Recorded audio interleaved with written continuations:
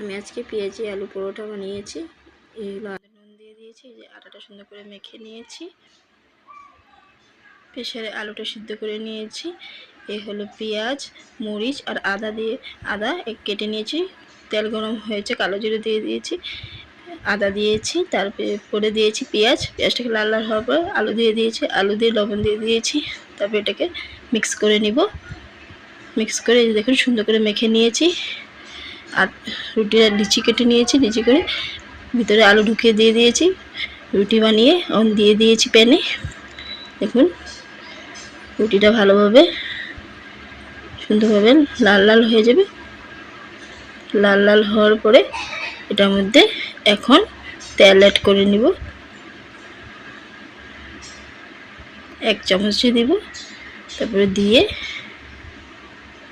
নাড়াচাড়া করে নিব।